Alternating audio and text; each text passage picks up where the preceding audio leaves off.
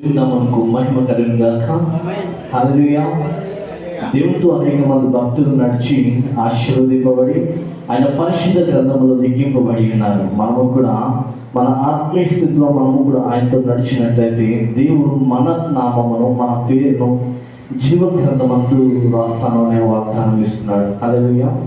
కనుక దేవుని యొక్క వాక్యమును బట్టి మనము మన జీవితాన్ని మార్చుకుంటూ మన హృదయమును కట్టుకుంటూ ఆయన సన్నిధిలో వర్ధిల్లే వారిగా ఉండాలి. దేవుని యొక్క వాక్యం ఎన్నిసార్లు మాట్లాడినా మనం మార్పు చెంది ఆయనలో స్థాపింపబడి ఆయన రాకడ కొరకు సిద్ధముగా ఉండాలని దేవుని యొక్క వాక్యము ప్రతిదినం మనతో మాట్లాడుతూ ఉంటుంది. కాబట్టి మనం సిద్ధం చేస్తున్న వాక్యం కూడా అదే అంటుంది, నిన్ను నీవు కనుగొని నిన్ను నీవు సరి చేసుకునే ఎడల తీర్పు పొందకపోదు అని కొరింథీ పత్రిక ద్వారా మాట్లాడుతున్నాడు. కనుక మనమే పరీక్షించుకోవాలి. ప్రార్థన చేసుకునే వాక్యం కింద దయచేసి సిద్ధపడండి. మహాపరిశుద్ధులను సర్వశక్తిమంతులను సర్వాధిపతి అయిన తండ్రి నీ ఘనమైన నామానికి స్తోత్రాలు. గడిచిన పరిశుద్ధ దినం నుండి ఈ పరిశుద్ధ దినము వరకు నీ సజీవమైన రెక్కల చాటున మమ్మలను కాచి భద్రపరిచి ఈ రీతిగా నిలబెట్టినందుకు స్తోత్రాలు. ఈ పరిశుద్ధ దినమున మీ వాక్యం ధ్యానించడానికి సిద్ధపరచుగా ప్రభావం వినిచిన మా అందరికీ వెనుకలిగిన చెవులను గ్రహింపగలిగిన హృదయములను దయచేయండి. ప్రకటించడానికి నిరూపమైన నన్ను నీ సిలువ చాటున మరుగుపరిచి నీ ఆత్మతో నీ శక్తితో నన్ను నింపి నా నోటిని నీ మాట ఉంచి నీవు మాట్లాడమని అడుగుచున్నాం. సహాయం చేయండి, కృపదాయి చేయండి ప్రభా. ఎందరైతే సోషల్ మీడియా ద్వారా నీ వాక్యాన్ని వింటున్నారో ప్రతి ఒక్కరితో నీవు మాట్లాడమని అడుగుచున్నాం. సహాయం చేయండి. నీ వాక్య సత్యమును ప్రతి ఒక్కరూ అంగీకరించి సహాయం చేయండి.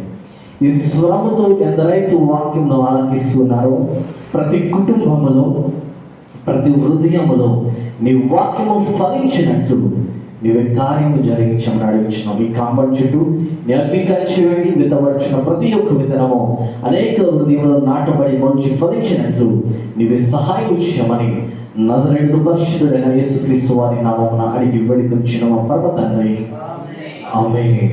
హల్లెలూయా. అందరికి ప్రభువైన యేసుక్రీస్తు నామమున శుభములు తెలియపరుస్తున్నాను. అందరికి వందనములు. అయితే మనం అనేక మార్లు ధ్యానించిన ఒక వ్యక్తి అంశం ఏమిటి అనగా, మన బ్రతుకు సంసోను వలె ఉండాలి, మన బ్రతుకు సంసోను వలె ఉండకూడదు. మన జీవితం ఎలా ఉండాలి అంటే సంసోను వలె ఉండాలి, అదే రీతిగా మన జీవితము సంసోను వలె ఉండకూడదు. ఏమిటి అంశంలోనే మనకు కన్ఫ్యూజన్ కనబడుతుంది అంటే, వాక్యం చదువుతూ ధ్యానిస్తుండగా దేవుడు మనతో మాట్లాడబోతున్నాడు. సంసోను గురించి దేవుడు అనేక పర్యాయములు మనతో మాట్లాడుతుండగా పాపము అనేది క్లియర్గా మనకు కనబడుతున్నది. అయితే దేవుడి ఒక వాక్యం మనకు చెప్తున్న అంశం ఏమిటి అనగా, పరిశుద్ధ గ్రంథం నుండి న్యాయాధిపతుల గ్రంథము 13వ అధ్యాయం 5వ వచనము. పరిశుద్ధ గ్రంథం నుండి న్యాయాధిపతుల గ్రంథము 13వ అధ్యాయం 5వ వచనము. నీవు గర్భవతివై కుమారుని కందువు, అతని తల మీద మంగళ కత్తి వేయకూడదు, ఆ బిడ్డ గర్భమున పుట్టినది మొదలుకొని దేవునికి నాజీరు చేయబడిన వాడే ఫిలిస్తీయుల చేతిలో నుండి ఇశ్రాయేలీయులను రక్షింప మొదలు పెట్టునని ఆమెతో అనగా. హల్లెలూయా. పరమతండ్రి అయిన దేవుడు మాట్లాడుతూ ఉన్నాడు. సంసోను గారి తల్లితో ఆ స్త్రీతో మాట్లాడుతుండగా ఆమె అనేక సంవత్సరములు గర్భఫలము లేక గొడ్రాలై ఉండగా దేవుని యొక్క దూత ఆమెకు ప్రత్యక్షమై మాట్లాడుతున్నది, ఇదిగో నీవు గర్భంలో ఒక కుమారుడు పుడతాడు, అయితే అతనికి ఉండవలసిన లక్షణం ఏమిటి అంటే, మీరు చేయవలసిన పని ఏమిటంటే అతని తల మీద మంగళ కత్తె వేయకూడదు. ఎందుకు అంటే అతడు తల్లి గర్భమున్న పిండముగా ఏర్పడినది మొదలుకొని దేవునికి నాజీరు చేయబడిన వాడై ఉంటాడు అని అర్థము. ఎందుకు అంటే నాజీరు అనగా దేవునికి ప్రతిష్ఠింపబడిన వాడు అని అర్థము. ఎప్పుడు ప్రతిష్ఠింపబడి ఉన్నాడు? గర్భము నుండి పుట్టిన 8 నెలలకు 3 నెలలకు 2-3 సంవత్సరములకు కాదు, గర్భమందు పిండముగా ఏర్పడిన క్షణములనే అతడు దేవునికి ప్రతిష్ఠింపబడి ఉన్నాడు. హల్లెలూయా. ఎవరు ప్రతిష్ఠించారు అంటే తన తల్లి ప్రతిష్ఠించలేదు, తన తండ్రి ప్రతిష్ఠించలేదు. ఎవరైతే ఆ సంసోనును పుట్టిస్తున్నారో, ఎవరైతే అతను నిర్మిస్తూ ఉన్నాడో, ఎవరైతే ఆ గర్భఫలం ఇస్తున్నాడో, ఆ దేవాతి దేవుడే తనకు తానే ఆ గర్భఫలను ప్రతిష్ఠించుకొని ఉన్నాడు. హల్లెలూయా, హల్లెలూయా. అంటే మనము సంసోను వలె ఎలా ఉండాలి అంటే దేవునికి మొదటిగా మనం ప్రతిష్ఠింపబడిన వారై ఉండాలి. హల్లెలూయా. ఏమిటి ప్రతిష్ఠింపబడము అంటే మనము ఆయన స్వరక్తము ద్వారా రక్షింపబడి ఉన్నాం. మనము దేవుని ఎరగలేని స్థితిలో, మనం దేవుడు అంటే తెలియలేని స్థితిలో మనం ఎలా ఉన్నామంటే లోకపు రీతిలో, లోకపు కలంకంలో మనం ఉన్నాం. అయితే దేవుని యొక్క వాక్యమును మనం గాయకొని, దేవుని యొక్క వాక్యం మనం అంగీకరించి, యేసయ్య నిజ రక్షకుడు, ఆయన ద్వారా మాత్రమే రక్షణ వస్తుందని మనం విశ్వాసం ఉంచి, ఆయన యందు మాత్రమే రక్షణ వస్తుందని నమ్మి నీటి ద్వారా బాప్తిసం పొందినప్పుడు దేవుని ద్వారా మనము ఆయనకు ప్రతిష్ఠింపబడి ఉన్నాము. హల్లెలూయా. మనము ఆయనకు మనల్ని మనము అర్పించుకుని ఉన్నామయ్యా, ఈ జీవితము నీవు ఇచ్చినదే, నన్ను మార్చుకున్నది నీవే, నన్ను చేసుకున్నది నీవేనయ్యా, నేను ఇంతవరకు వ్యర్థంగా గడిపేసి ఉన్నాను. అయితే నీవు నీ వాక్యము చేత నన్ను పిలిచి నీ బిడ్డగా నన్ను ఏర్పాటు చేసుకున్నందుకు నేను నీ సంఘములో నీకు నన్ను నేను ప్రతిష్ఠించుకుంటున్నానని నీటి బాప్తిస్మము ద్వారా మనము దేవునికి ఆయన వాక్యం ద్వారా మనల్ని మనము ప్రతిష్ఠించుకుంటున్నాము. హల్లెలూయా. సంసోను ద్వారా మనం నేర్చుకునేది మొదటిది, ఆయనకు మనము ప్రతిష్ఠించుకోగలము. హల్లెలూయా. అయితే ఇదే గ్రంథములో 14వ అధ్యాయం 5-6 వచనంలో మరి ఒక అంశం దేవుడు మాట్లాడుతున్నాడు. 14వ అధ్యాయం 5-6 వచనంలో, అప్పుడు సంసోను తన తల్లిదండ్రులతో కూడా తిమ్నాతుకు పోయి తిమ్నాతు ద్రాక్ష తోటల వరకు వచ్చినప్పుడు కొదమ సింహము అతని ఎదుటికి బొబ్బరించి వచ్చెను. యెహోవా ఆత్మ అతన్ని ప్రేరేపింపగా అతని చేతిలో ఏమీ లేకపోయినను అతడు మేకపిల్లను చీల్చినట్లు అతడు దానిని చీల్చెను. అతడు తాను చేసినది తన తల్లితోనైనను చెప్పలేదు. అయితే సంసోను పుట్టి ఉన్నాడు, ఎదుగుతూ ఉన్నాడు.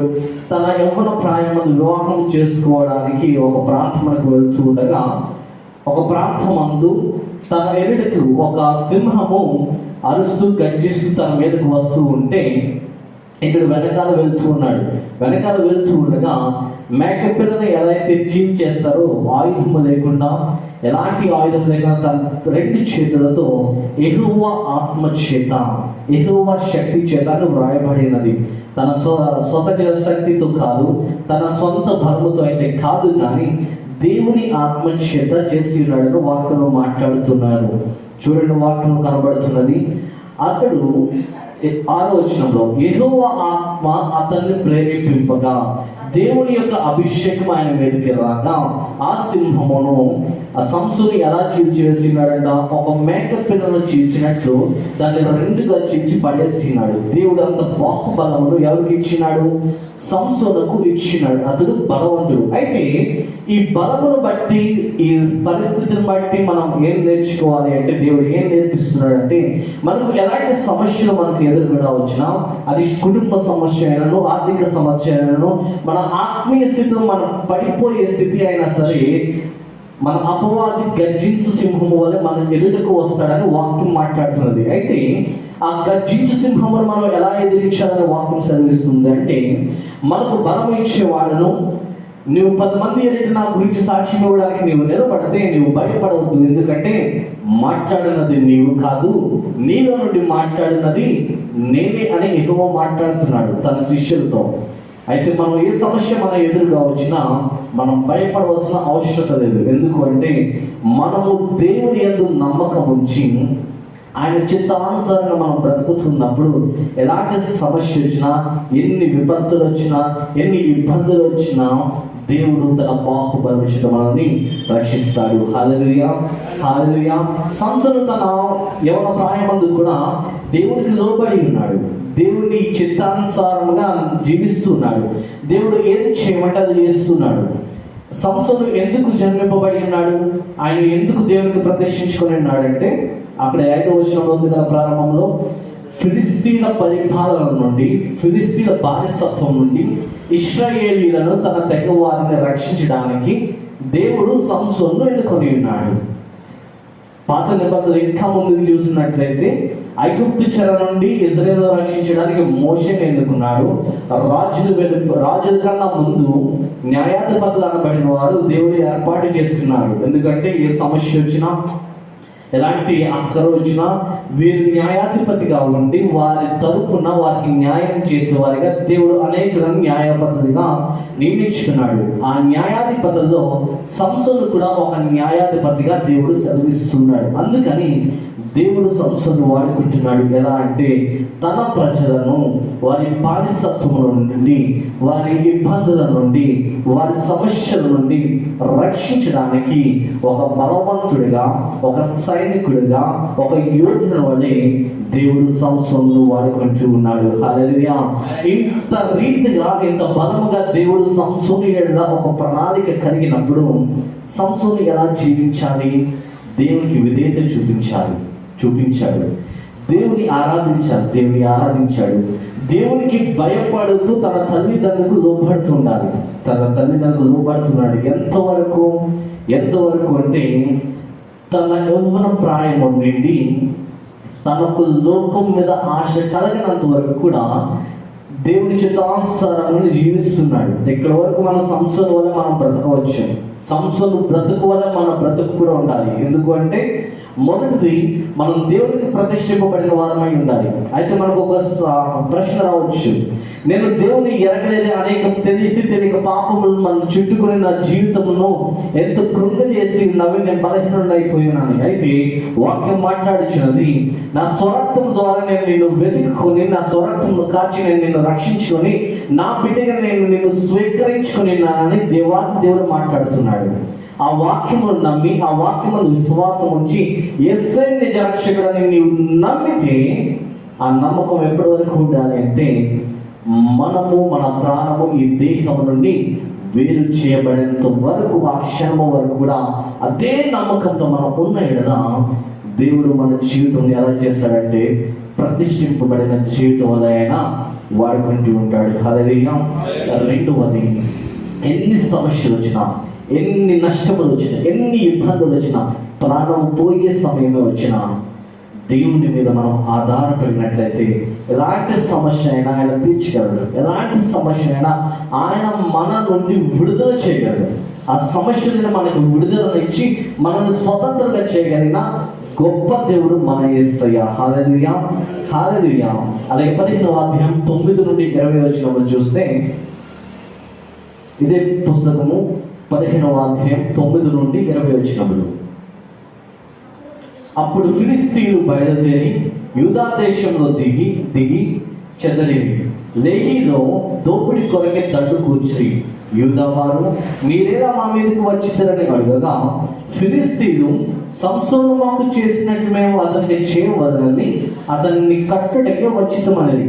అందుకు యూదా జనుల్లో 3000 మంది ఎతాములోని బండ యొద్దకు పోయి సంసోనును చూచి, ఫిలిస్తీయులు తనకు ఏలికలని నీకు తెలియదా? నీవు మాకేమి చేసితావని చెప్పగా, అతడు, వారు నాకెట్లు చేసిరో అట్లే నేను వారికి చేసి తినను. అందుకు వారు, మేము ఫిలిస్తీయుల చేతికి అప్పగించుటకు నిన్ను కట్టవచ్చిద్దామని అతనితో అనగా, సంసోను, మీరు నా మీద పడకుండానట్లు నాతో ప్రమాణము చేయుడనెను.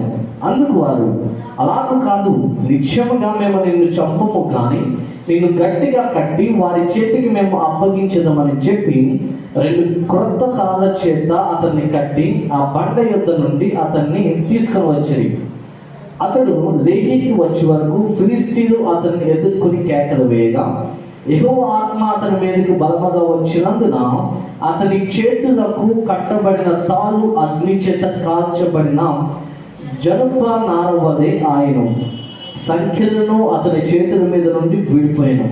అతడు గాడిద యొక్క పచ్చి దవడ ఎముకను కనుగొని చెయ్యి చాచి పట్టుకుని దాని చేత 1000 మంది మనుషులను చంపెను. అప్పుడు సంసోను గాడిద దవడ ఎముకతో ఒక కుప్పను 2 కుప్పలను నేను చంపి ఉన్నాను, గాడిద దవడ ఎముకతో 1000 మంది నరులను చంపి ఉన్నాను అనెను. అతడు చెప్పుట చాలించిన తర్వాత ఆ దవడ ఎముకను చేతి నుండి పారవేసి ఆ చోటికి రామతెహిలి అని పేరు పెట్టెను. హల్లెలూయా, హల్లెలూయా. ఒక సందర్భం మనకి కనబడుతున్నది. సంసోన్ను పట్టుకోవడానికి దాదాపుగా 3000 మంది జనులు కూడి ఉన్నారట. ఫిలిస్తీన్లో ఒక ప్లానింగ్ ప్రకారం వచ్చి యూదా ప్రాంతం అంతా విస్తరించగా యూదా వారు మాట్లాడుతున్నారు, మీరు మా మీదకి ఎందుకు దండెడుతున్నారు, మీరు మా మీదకి ఎందుకు యుద్ధం చేయడానికి వస్తున్నారంటే, మీ మీదకి కాదు మేము వచ్చింది, ఇదిగో ఒక వ్యక్తి ఉన్నాడు, అతను మాకు అనేక రీతిలో ఇబ్బంది పెడుతున్నాడు, అతన్ని మేము కూడా ఇబ్బంది పెట్టడానికి, బంధించడానికి, సంహరించడానికి వచ్చాము, మీ సహకారం మాకు కావాలని వారు ఫిలిస్తీన్లు అడుగుతూ ఉంటే యూదా వారు మాట్లాడుతూ ఉన్నారు. అయితే మేము కూడా సహకరిస్తామని సంసోను దగ్గరికి వెళ్ళి, అయ్యా మేము నేను చంపము కానీ జస్ట్ తాళతో కట్టి వారికి అప్పగిస్తాము, వారు మా ఏలికీలు అంటే వారు మా మీద పరిపాలన చేసే అధికారులని నీకు తెలియదా, నీవెందుకు ఇలా చేస్తున్నావు అని సంసోనుతో మాట్లాడినప్పుడు, మీరు నన్ను చంపవద్దు కానీ, మీరు నా మీద పడవద్దు కానీ అని మాట ఇవ్వండి అని సంసోను అడిగితే, మేమైతే చంపము కానీ తాళతో కట్టి ఇస్తాము అని చెప్పారు. అయితే వీళ్ళు తాళతో కట్టిన తర్వాత మరి ఒకసారి దేవుని యొక్క ఆత్మ సంసోను మీదకు వచ్చినప్పుడు ఏ తాళతో అయితే కట్టి ఉన్నారో ఆ తాళాన్ని కూడా అగ్ని చేత కాల్చబడిన నారవని అవి అవిపోయి ఆ సంఖ్యలు అన్నీ కూడా విడిపోయినవి. హల్లెలూయా, హల్లెలూయా.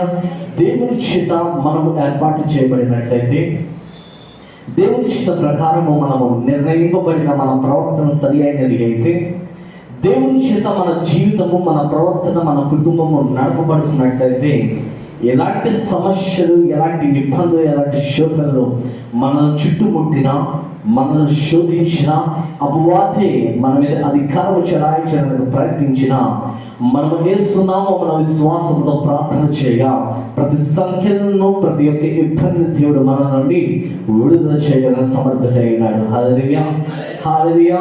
ఆ అద్భుతము మన జీవితంలో జరగాలంటే మనం చేయవలసినది ఆయన చిత్త ప్రకారము మన జీవితము, మన ప్రవర్తన, మన కుటుంబం ఖచ్చితంగా నడపబడాలి. ఒక వాహనంలో మనం కూర్చున్నామంటే ఆ డ్రైవర్ ఎలా వాహనాన్ని నడిపితే మనము కూడా అదే మార్గంలో వెళ్తూ ఉంటాం. మనము కూడా విశ్వాసము అనబడిన వాహనంలో, యేసుక్రీస్తు అనబడిన వాహనంలో మనం కూర్చున్నాం. ఆయన ఏర్పాటు చేసిన సంఘములో దేవుడు తన వాక్యము చేత తన సంఘంలో ఎలా అయితే నడిపిస్తున్నాడో, దేవుడు తన మాట ద్వారా, తన అద్భుతముల ద్వారా, తన వాక్య పరీక్షల ద్వారా, తన అభిషేకం ద్వారా ఎలా అయితే ఆయన సంఘమును నడిపిస్తూ, ఎలా హెచ్చరిస్తూ ఏ మార్గంలో నడిపిస్తున్నాడో, ప్రతి విశ్వాసి కూడా అదే మార్గంలో నడిచినట్లయితే తన జీవితము ఫలభరితముగా ఉంటుంది, అద్భుతములుగా ఉంటుంది, ఆశ్చర్య కార్యములతో తన జీవితము నడపబడుతూ ఉంటుంది. హల్లెలూయా, హల్లెలూయా.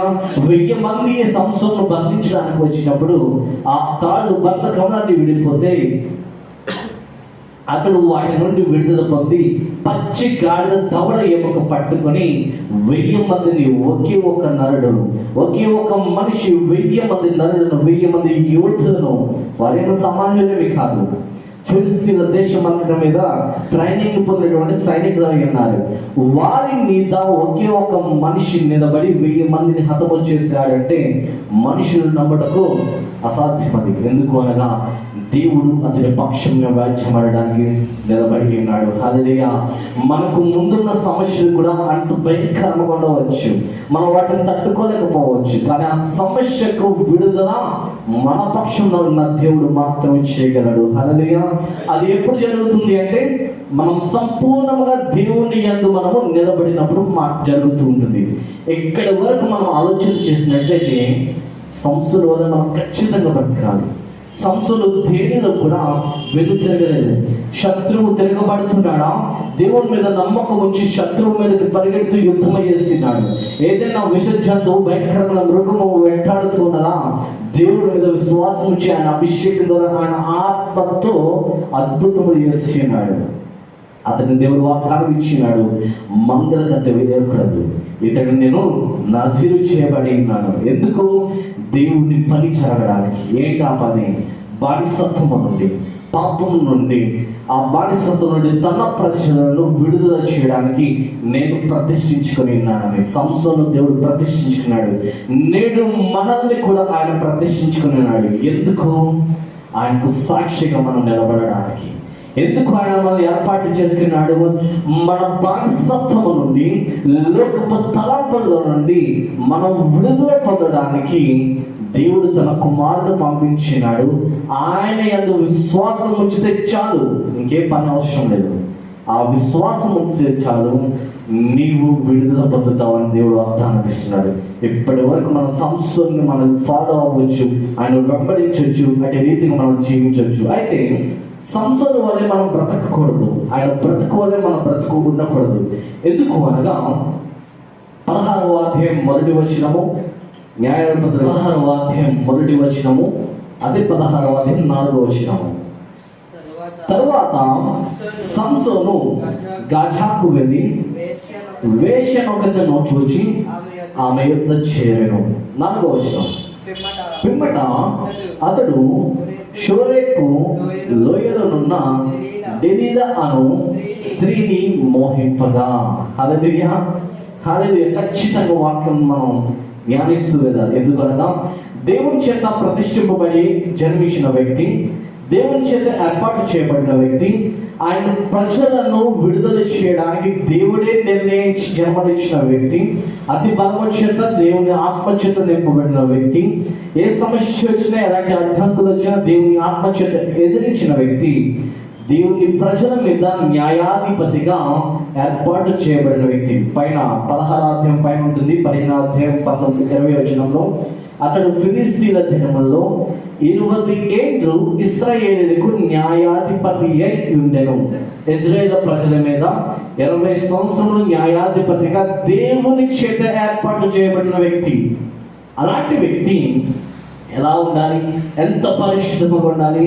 తన ప్రవర్తన ఎంత భయం కలిగి ఉండాలి? అయితే తను ఒక వేశ్య దగ్గర, ఒక స్త్రీ దగ్గర వ్యామోహంతో తన కన్నులతో చూచి, తనకు కన్నులకు కనబడుతున్న ఆ అందములకు ఆకర్షితుడై తన పాపము చేయడానికి తన హృదయం అందు ఆలోచన చేసి ఒక వేశ్య దగ్గర చేరి ఉన్నాడు. అంతటితో ఆగలేదు. ఇంకా ముందుకు వెళ్తే డెలీలా అనబడిన మరొక వేశ్య దగ్గర అతడు చేరి తన జీవితం అంతటిని కూడా నాశనం చేసుకుని ఉన్నాడు. హల్లెలూయా. ఎలా నాశనం చేసుకున్నాడు అంటే,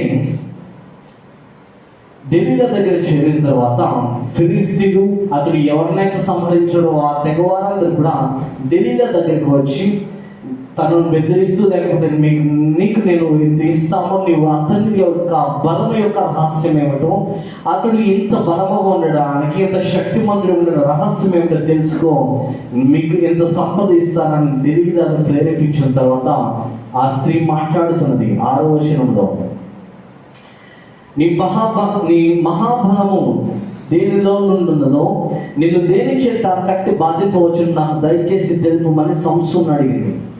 మరలా 10వ వచనంలో అడుగుతుంది, 13వ వచనంలో అడుగుతుంది, 15వ వచనంలో అడుగుతుంది, చివరికి 16వ వచనం. ఇన్ని మార్లు దేవుని చేత ఏర్పాటు చేయబడిన వాడిని, దేవుని ప్రవక్తలను, దేవుని సేవకుని, దేవుని ప్రజలను విడిపించడానికి నియమించబడిన న్యాయాధిపతిని ఎన్ని మార్లు శోధిస్తూ ఒక మారు కాదు, ఎన్ని మార్లు, దాదాపుగా 6 సార్లు 5 సార్లు అతను శోధిస్తూ తన అందంలో విసురుతూ, అతన్ని పడగొడుతూ, లోకంలోనికి తీసుకొస్తూ, పాపంలోనికి దించివేస్తూ, పరిశుద్ధతలోనికి వెళ్ళకుండా, దేవుని దగ్గరికి చేరకుండా, దేవుని ఆరాధించకుండా చేరకుండా, తన దగ్గరే బంధకములతో బంధించేసి, పాపముతో బంధించేసి, తన శరీరాకృతులతో బంధించేసి, సంసోనును పరిశుద్ధంగా ఉన్న వాడిని పాపము చేసేవాడుగా మార్చివేసి, బలమైన వాడిని, శరీర రీతిగా ఆత్మీయ రీతిగా బలమైన వాడిని తన చెప్పు చేతులకు తీసుకుని వచ్చి 17వ వచనంలో పూర్తిగా పడగొట్టేసింది. అతడు దేవుని దాసుడే, అతడు దేవుని ప్రవక్త అయినాడు, అతడు దేవుని ఎరిగిన వాడు అయినాడు, దేవుని చేత అభిషేకింపబడి ఉన్నాడు. అయితే ఒక్కసారి పాపములకు దిగినాడు, తనకు తానుగా వేశ్యతకు వెళ్ళాడు. 16వ అధ్యాయం ప్రారంభంలో తనకు తానుగా తెలియద దగ్గర లోకం దగ్గరికి వెళ్ళినాడు. చివరిగా తనకు తానుగానే తన పరిశుద్ధతను కోల్పోయినాడు, దేవుని అభిషేకం కోల్పోయినాడు. 17వ వచనంలో చూస్తే కనుక అతడు మాట్లాడుతున్నాడు. అప్పుడు అతడు తన అభిప్రాయం అంతా ఆమెకు తెలియజేసెను. తన జన్మ రహస్యమును, తన శక్తి రహస్యమును, దేవుని యొక్క అభిషేకం అంతటిని కూడా ఆ లోకమునకు తనకు తానుగా అప్పగించుకున్నాడు. తద్వారా అతడేం పొందినాడు? మరణమును పొందినాడు. మొదటిగా తన బలమంతి పోయింది, అభిషేకం పోయింది, దేవుని పిలుపు పోయింది, న్యాయాధిపతుల అధికారం పోయింది, తన కనుచూపును కోల్పోయినాడు. చివరిగా తన ప్రాణమనే కోల్పోయినాడు. ఎవరు చేశాడు? దేవుడు చేయలేదు. ఎవరు చేసినాడు? లోకము చేయలేదు. లోకము చేయలే, ఆ వ్యభిచార స్త్రీలు చేయలేదు. తనకు తానుగా లోకమునకు, పాపమునకు తనకు తానుగా అప్పగించేసుకున్నాడు. దేవుడు ఒక ఎన్నిసార్లు మాట్లాడింది, ప్రారంభంలో మాట్లాడింది, తల్లి గర్భముగా పెట్టముగా ఏర్పడకములపై మాట్లాడింది, ఇతని తల మీద మంగళ కత్తె పెట్టకూడదు అని. తన తల్లితో కూడా దేవుని ఆత్మ మాట్లాడింది, నువ్వు ద్రాక్షరసము తాగకూడదు, మద్యము సేవించకూడదు, నువ్వు జాగ్రత్తగా ఉండాలి అని. అతడు పిండముగా ఏర్పడక మునుపు నుండి అతడు ఈ పాపం చేసేంత వరకు కూడా చాలా పరిశుద్ధంగా జీవించాడు. అయితే తనకు తానుగా లోకములకు అప్పగించుకొని ఉండగా లోకమును చూచి ఆకర్షితుడే, ఇది అందముగా ఉన్నది కదా, ఇది సంతోషంగా ఉన్నది కదా అని చిన్నపాటు సంతోషములకు తన దేహాన్ని అప్పగించుకున్నాడు, తన హృదయాన్ని అప్పగించుకున్నాడు. క్షణపాఠము సంతోషం వస్తుంది కదా, ఈ క్షణపాటు సమయంలో ఆనందం వస్తుంది కదా అని ఈ లోకంలో అనేక మంది మత్తు పానీయులకు, పొరుగు తగ్గడానికి, వ్యభిచారముకు, శరీర కార్యములకు, ఇంకా అనేకమైన పాపం లోకములకు తమ దేహములను వారిని అప్పగించడానికి ఎంతో మంది సిద్ధమైపోయినారు, సిద్ధపడుతున్నారు. అయితే వాక్యం దేవుడు మాట్లాడుతున్నాడు, నీ దేహము నాకు ఆలయమై ఉన్నది, నీ హృదయము నాకు ఆలయమై ఉన్నది అని మాట్లాడుతున్నాడు. ఒకసారి మనముగా ఒకసారి అప్పగించుకున్నామంటే అది ఇంకా వెనక్కి రానియదు. సంసోను అదే చేశాడు. బలవంతుడు 1000 మందిని చంపేసిన యోధుడు ఒక వ్యభిచారి దగ్గర లొంగిపోయినాడు. 1000 మంది సింహాన్ని తన 2 చేతులతో ఆయుధం దగ్గర చీల్చి వేసిన బలశాలి ఒక స్త్రీ వ్యామోహమునకు, ఒక అందమునకు, ఒక లోక పాపమునకు తనకు తానుగా అర్పించేసుకుని ఉన్నాడు, తన అభిషేకం పోగొట్టుకున్నాడు. మన బ్రతుకు అలా ఉన్నదా? శరీర కోరికకు చిక్కిపోయి ఉన్నాడు, స్త్రీ పాపమునకు వ్యామోహము కోల్పోయి ఉన్నాడు, దేవుని బలం పోగొట్టుకున్నాడు, దేవుని అభిషేకం పోగొట్టుకున్నాడు. చివరికి ఒక పాపాత్ముడిగా, ఒక పాపం చేసిన వాడిగా తన జీవితం మిగిలిపోయినది. నేడు మన జీవితం కూడా అలా రీతిగా ఉన్నట్లయితే మనం మార్చుకోవాలి. ఎందుకంటే మనము కూడా నాజీరు చేయబడి ఉన్నాం. ఎందుకు అంటే ఆయన తన స్వరక్తంలో కలవరి శిలువ మీద కాచి ఆ రక్తము ద్వారా మన పాపములను కడిగివేసి, ఒకప్పుడు మనం పాపం చేసి ఉన్నామేమో, లోకములో ఉన్నామేమో, కానీ దేవుడు తన వాక్యము ద్వారా, తన మరణము ద్వారా, తన రక్తము ద్వారా విలువ పెట్టి మనల్ని కొని లోకము నుండి వేరు చేసి మనల్ని ప్రత్యేకముగా ఆయన సంఘంలో ఆయన మనల్ని నిలబెట్టుకున్నాడు. మరలా మనము యవనస్తులు యవన పురుషుల వైపు తిరిగినా, యవన పురుషుడు యవన స్త్రీల వైపు తిరిగినా, వస్తువులు చూచో, శరీరమును చూచో, మనిషిని చూచో ఆకర్షితులై నీ కంటిలో, నీ చూపులో, నీ చెవులో, నీ హృదయంలో, నీ దేహంలో లోకములకు అప్పగిస్తున్నావేమో. దేవుడు నీతో మాట్లాడుతున్నాడు, నీ దేహమునకు ఆలయమై ఉన్నదని, నీ హృదయమునకు ఆలయమై ఉన్నదని దేవుడు మాట్లాడుతున్నాడు. ఎందుకు అంటే ఆయన నిన్ను ఎన్నుకొని ఉన్నాడు, నిన్ను ఏర్పాటు చేసుకున్నాడు. ఎందుకు అంటే రాబోయే రాకడలు నిన్ను ఒక సాక్షిగా నిలబెట్టడానికి, ఆ తీర్పు దినములోనికి రాకుండా, తీర్పులోనికి మనం తీర్పు పొందకుండా మహిమ మేఘము వలె పరిశుద్ధుల గుంపులో చేర్చబడి మనము కూడా దేవునితో ఆ పరలోక రాజ్యముకి ఎత్తబడాలని దేవుడు అనేక మంది మనతో మాట్లాడుతున్నాడు. ఇలాంటి ఏమైనా తప్పిదములు మనలో ఉంటే కనుక దేవుడు సమయాన్ని ఇస్తున్నాడు, అవకాశాన్ని ఇస్తున్నాడు సరి చేసుకోవడానికి. ఇది కాదు, నేను ఇంకా ఎంజాయ్ చేసిన తర్వాత నేను వస్తాను అంటే లోకం మీద రానియను, ఈ లోకనాథుడు మనలో రానియను. దేవుడు అంటున్నాడు, అలా 2 చేతులను చాపి నువ్వు ప్రయాసపడుతున్నావేమో, భారం మోస్తున్నావేమో, నా యొద్దకు వస్తే నేను నీకు విశ్రాంతిని ఇస్తానంటున్నాడు. కనుక ఆ పాప భారమును మోయలేక మనం నలిగిపోయి చలాకాగ్ని గుడ్డానికి వెళ్ళడం కంటే ఆ పాపమును విడిచిపెట్టి, ఆ శరీరాశను విడిచిపెట్టి, ఆకర్షితముగా మనకి ఏమైతే కనబడుతున్నో వాటిని విడిచిపెట్టి దేవుని వైపు తిరిగి ఆయనకు మనను మనం అర్పించుకుంటే దేవుడు మనల్ని బలమైన సాక్షిగా ఆయన మనం నిలబెట్టాడు. హల్లెలూయా, హల్లెలూయా. ఎప్పుడైతే మన హృదయం తెరవబడుతుందో, ఎప్పుడైతే ఆయన మనం గాయకుంటామో, ఆయన ఎప్పుడైతే మనలోకి ఆహ్వానిస్తామో, దేవుడు తన గొప్ప కార్యం మనలో చేయడానికి ఆయన ఇష్టపడుతున్నాడు. ఎందుకు అంటే పేతురు రాసిన మొదటి పత్రిక 1వ అధ్యాయం 17వ వచనం నుండి చివరిగా, పేతురు రాసిన మొదటి పత్రిక 1వ అధ్యాయం 17, 18, 19 వచనంలో, పక్షపాతము లేకుండా క్రియలను బట్టి ప్రతి వానిని తీర్పు తీర్చువాడు తండ్రి అని మీరు ఆయనకు ప్రార్థన చేయుచున్నారు కనుక మీరు పరదేశులై ఉన్నంత కాలము భయముతో గడపడి పితృపారంపర్యమైన మీ వ్యర్థ ప్రవర్తనను విడిచిపెట్టునట్లుగా వెండి బంగారుల వంటి క్షయ వస్తువుల చేత మీరు విమోచింపబడలేదు, కానీ అమూల్యమైన రక్తము చేత, అనగా నిర్దోషమును నిష్కలంకమునకు గొర్రె పిల్ల వంటి క్రీస్తు రక్తము చేత విమోచింపబడని మీరు ఎరుగుదురు కదా. ఆయన జగత్తు పునాది వేయబడక మునిపే నియమింపబడెను, కానీ తను మృతుల్లో నుండి లేపి తమకు మహిమనిచ్చిన దేవుని ఎడల తన ద్వారా విశ్వాసులైన మీ నిమిత్తము కడవరి కాలములు ఆయన ప్రత్యక్షత పరచబడెను కాగా మీ విశ్వాసమును నిరీక్షణయు దేవుని యందు ఉంచబడి ఉన్నవి. హల్లెలూయా, హల్లెలూయా. వెండి బంగారు వస్త్రములు మనం సమర్పిస్తే రక్షణ రాదు, కానీ నిష్కలంకమును అమూల్యమైనది, విలువైనది, శ్రేష్టమైన ఆయన యవ్వన రక్తం ద్వారా మాత్రమే మనం విమోచింపబడుతున్నాం. ఆయన ద్వారా మాత్రమే రక్షణ వస్తుంది. ఎందుకంటే ఆయన జగత్తు పునాది వేయబడక మునిపే మన దినములన్నీ ఆయన ఎరిగిన వాడు కనుక మనము మన వ్యర్థ ప్రవర్తన, పితృపారంపర్యంగా వస్తున్న ఆచార సంప్రదాయ లోక కార్యక్రమములన్నీ కూడా విడిచిపెట్టి వాక్యానుసారమైన జీవితం మనం ఎప్పుడైతే కలిగి ఉంటామో, మనం పరదేశులై ఉన్నంత కాలము, వాక్యం చెప్తుంది మీరు పరదేశులై ఉన్నంత కాలం, అనగా పరలోక రాజ్యం నుండి మనం ఇక్కడికి వచ్చాం కాబట్టి ఇది మన పరదేశి, ఇది మన సొంత స్థలము కాదు.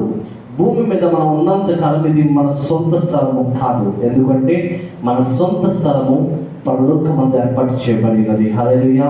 మనం ఈ ప్రదేశంలో ఉన్నంత కాలం ఇది పరదేశం. ఈ పరదేశంలో ఉన్నంత కాలము భయముతో గడుపుడి అనే వాక్యం సెలవిస్తుంది కనుక మనం చాలా జాగ్రత్తగా మన పరిశుద్ధతను, మన ఆత్మను, మన శరీరమును మనం కాపాడుకోవాల్సిన అవసరం ఎంతైనా ఉంది. ఎందుకంటే నీవు నీ సత్తు కాదు, నువ్వు విలువ పెట్టుకునబడిన నీవు నా సత్తు అని మాట్లాడుతున్నాడు. కాబట్టి ఈ దేహము మీద, ఈ ప్రాణము మీద, ఈ ఆత్మ మీద మనకు ఎంత మాత్రం అధికారం లేదు. సమస్త అధికారం కలిగిన వాడు మన యేసయ్య మాత్రమే. హల్లెలూయా. ఈ కొద్ది వాక్యం మన వీటిలో దీవించి ఆశీర్వదించి ఆయన రక్షణకు మనం నిలబెట్టినగాక. ఆమేన్. వాక్యం మీతో మాట్లాడినట్లయితే నేటి సరైన సమయం ఇది, రక్షణ దినము. ప్రార్థన చేసుకున్నాం. దయచేసి మోకరించండి. లేని ఎడల ప్రార్థన నాతో కలిసి ఏకీభవించండి. దేవుడు మాట్లాడుతున్నాడు, మాట్లాడినాడు. నీ స్వభావము మన బ్రతుకును మార్చుకోవాలంటే ఒకటి, ఆయన వాక్యం అంగీకరించాలి. ఆయన చేత ఆయన సంఘంలో మనం నడిపింపబడాలి. సంసోను తన ఆత్మీయమైన జీవితము, పరిశుద్ధమైన జీవితము, లోకమునకు, లోక సంతోషమునకు ఆకర్షితుడై తనకు తానుగా అప్పగించుకుని తన జీవితము నాశనం చేస్తున్నాడు, తన జీవితము పోగొట్టుకున్నాడు. అయితే వాక్యం జరిగిన మనము, దేవుని జరిగిన మనము మన పాత జీవితం విడిచిపెట్టేసి నూతనమైన జీవితంలోకి రావాలి. ఇంకా చాలా రోజులు ఉన్నాయి, చాలా దినములు ఉన్నాయంటే కుదరదు. ఎందుకంటే ప్రపంచం మొత్తం కూడా విపత్తులతో అనేక ప్రాంతాలు నిండుతున్నాయి కనుక మనం చాలా జాగ్రత్త కలిగి ఉండాలి. దేవుడు మనకు చాలా క్లియర్గా మాట్లాడుతున్నాడు. నువ్వు ఒంటరివైనను, 2-3 ఉన్నాను, 1000 మంది కాకపోయినా సరే దేవుడు మాట్లాడుతున్నాడు. నిన్ను నేను ఏర్పాటు చేసుకున్నాను. నీకు దేవుడితో ఆ పరలోకమును ఆనందించాలని ఆశ కూడా నీకుంటే సహోదరులారా, నాతో కలిసి ప్రార్థన ఎక్కిపించుకుని మీకు ప్రార్థన చేయండి. దేవుడు మీ హృదయంలో మార్చిన ఉన్నాడు.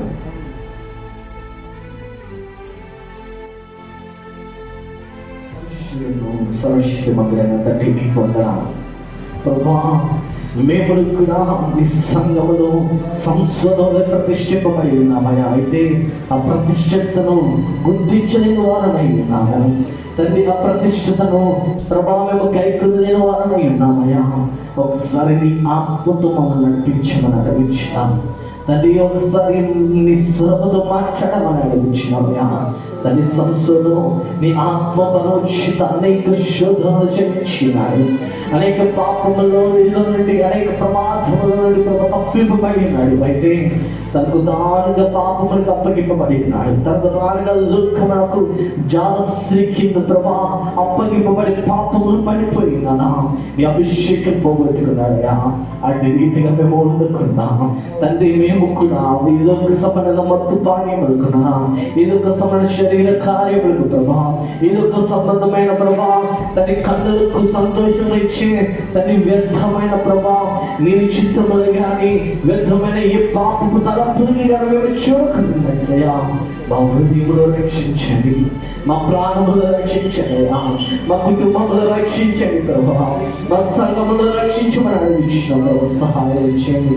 మహాగణానికి స్తోత్రాలు తండ్రి, మహాపరిశుద్ధానికి వందనాలు ప్రభువా. ఆశ్చర్యకారం చేయడానికి స్తోత్రమన్నా. ఒక్క అవకాశము దయచేయమయ్యా. మమ్మల్ని మేము మార్చుకోవడానికి, మమ్మల్ని మేము సరి చేసుకోవడానికి, ఈ సంఘంలో మమ్మల్ని మేము పరిశుద్ధంగా మేము ఏర్పాటు చేసుకోవడానికి నీవే సహాయం చేయండియా. నీ ఆత్మతో నడిపించండియా. నీ వాక్యంతో మమ్మల్ని నింపండియా. పరిశుద్ధమైన జీవితం మాకు దయచేయమని అడిగించినవయ్యా. పరిశుద్ధమైన తండ్రి జీవితం మాకు దయచేయండియా. కృప దయచేయండి తండ్రి, సహాయం చేయండియా.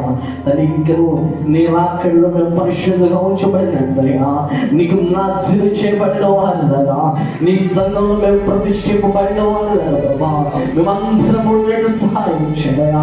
ఎందరైతే నీ వాక్యం విన్నారు ప్రభా, ప్రతి బిడ్డ నీకు ప్రతిష్ఠింపబడిన వాడిగా ఏర్పాటు చేయబడినట్లుగా ప్రభా నీవే వాడిని ఎన్నుకున్నామని అడిగించినావు. నీ వాక్యముతో నింపమని అడిగించినావయ్యా. నీ శక్తితో నింపమని అడిగించినావు ప్రభా. నీ ఆత్మతో నింపండి నాన్న, నీ పరిశుద్ధతో నింపండి ప్రభా, నీ మహిమతో నింపండి తండ్రి.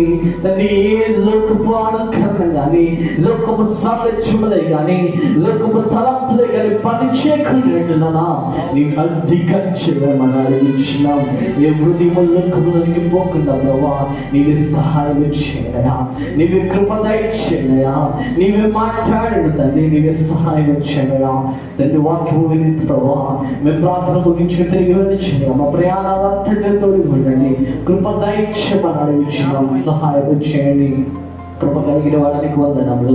సంఘములో ఇంకను ఎవరైనా బలహీనత ఉండి ప్రభ బలపరచున్నా, శరీర బలహీనతతో ప్రభ బాధపరచుంటే బలపరిచిన స్వస్థతలు ధరించిన ప్రభా, చదువుకుంటున్న వారికి కావాల్సిన జ్ఞానంలో పరిశుద్ధతను వృద్ధులను ప్రభా మారు మనసు దయచేయమని అడిగించిన తండ్రి.